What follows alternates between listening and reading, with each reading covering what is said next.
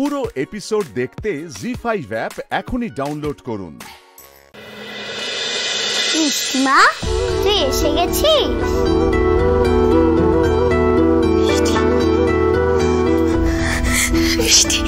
তুই কেমন আছিস মা?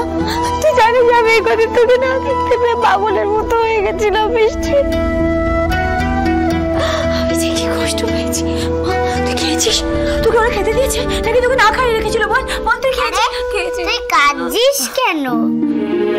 তো একজন নকল মিষ্টি মাকে পাঠিয়েছিল আমাকে পাহারা দেওয়ার জন্য।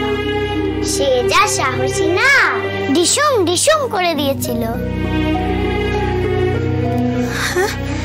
কার কথা বলছিস? কে এসেছিল? ও মিষ্টি মা, তুই আগে হাত মুখটা ধুয়ে আয়। ও বন্ধু, আমি তোমার জন্য শরবত করে আনবো।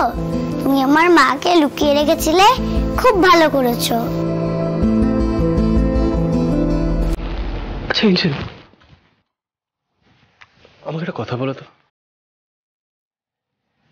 এই বাড়িতে যে তুমি এতটা আনহ্যাপি, এতটা কষ্ট পাও, সেটা তোমার বন্ধুকে বলনি কেন?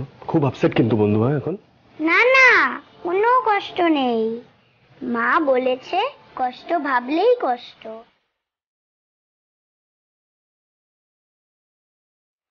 কপালি, কি অদ্ভুত সিচুয়েশনে ফেললে বলো তো আমাকে। ইঞ্জেল আমার আর মিঠাইয়ের মেয়ে। আমার তো ইচ্ছে করছে ওকে বুকে করে নিয়ে যেতে, কিন্তু পারবো না, কারণ মিঠাই স্বীকারই করবে না যে আমি মিষ্টির বাবা। ভয় পাবে শুধু শুধু। ডাক্তার বলেছে ওকে এতটুকু চাপ না দিতে, অথচ এখানে এত কষ্টের মধ্যে আমার স্ত্রী আর আমার মেয়ে পড়ে থাকবে, আর আমি কিচ্ছু করতে পারবো না। নববাবুরা এই বিষয়ে কোনোভাবেই সাহায্য করবেন না আমাদের।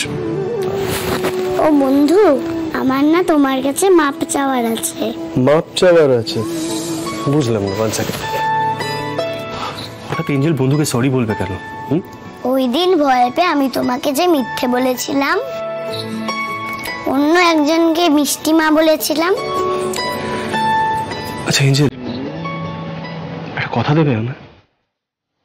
ইন ফিউচার যদি তোমাকে কেউ ভয় দেখায় বা তোমার মাকে আর তোমাকে কোনো রকম ভাবে কষ্ট দেয়, তুমি ছুটতে তোমার বন্ধুর কাছে চলে আসবে। ওকে? প্রমিস? হাত মেলাও।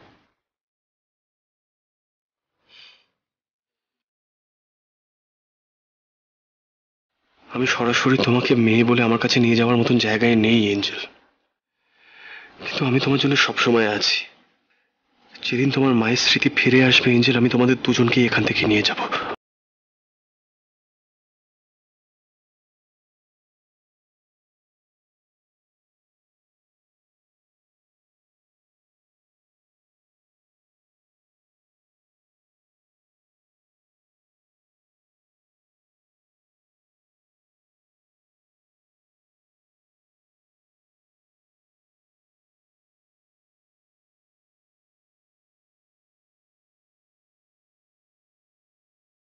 অনেক কথা বলে ফেলেছে, তুমি কিছু মনে করবে না। জি5 ডাউনলোড করুন আর সব এপিসোড দেখুন একদম ফ্রি।